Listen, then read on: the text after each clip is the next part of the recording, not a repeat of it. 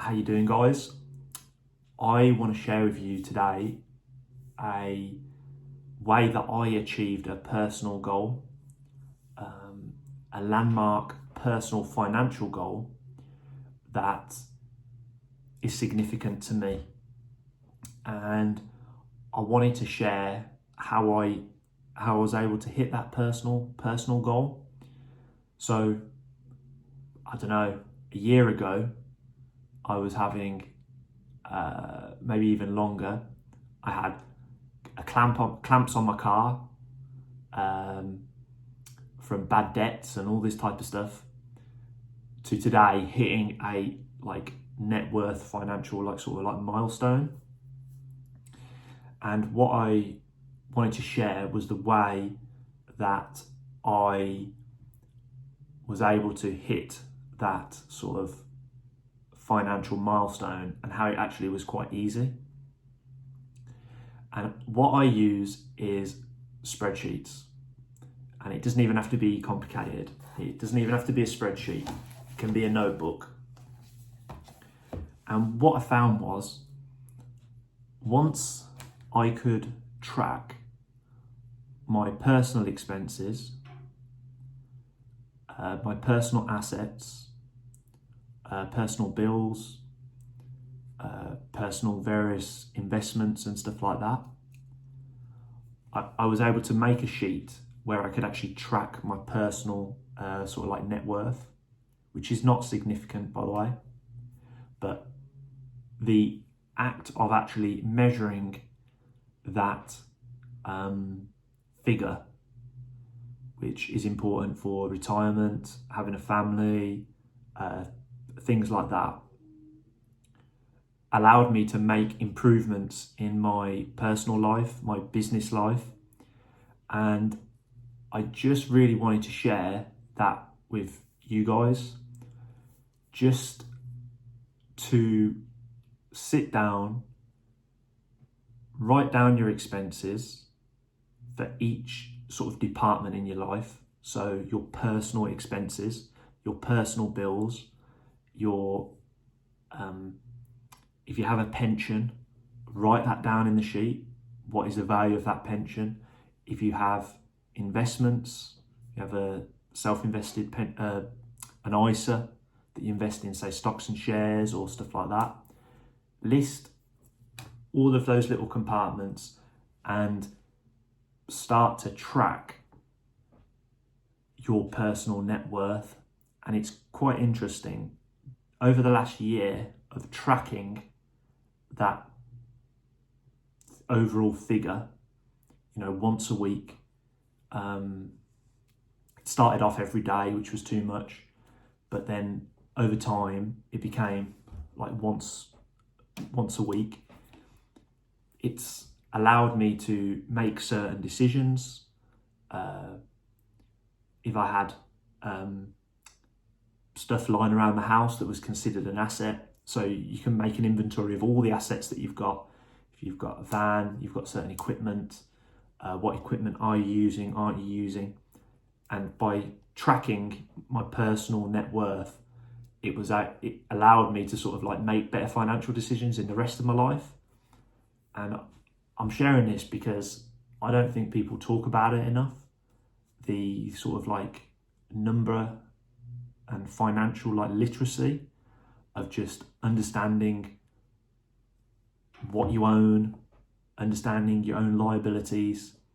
And I wanted to share this just because I was able to hit my own financial milestone significantly faster than I first anticipated, just by taking inventory of what I own and what I owe. And I was able to hit those targets quickly. So just to add on to that, if you're still watching, if you're not very good at this type of stuff, keep it really, really simple at the start. If you think about thinking in numbers, it's the most unnatural way to think. We're not used to thinking in numbers. If you think about the language as we evolve, we learn language, and then over time, language evolved into numbers. They used to, like, historically have these basically like pieces of string with all these chords that had come down, and then this is like in like the Aztec type times, and they would have like knots in the string, and it would be a way of accounting and keeping record of data. So we're not used to actually thinking in numbers.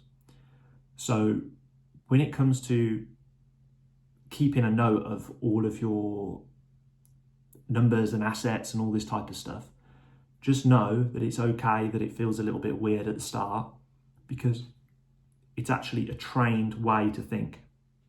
Now, think about this.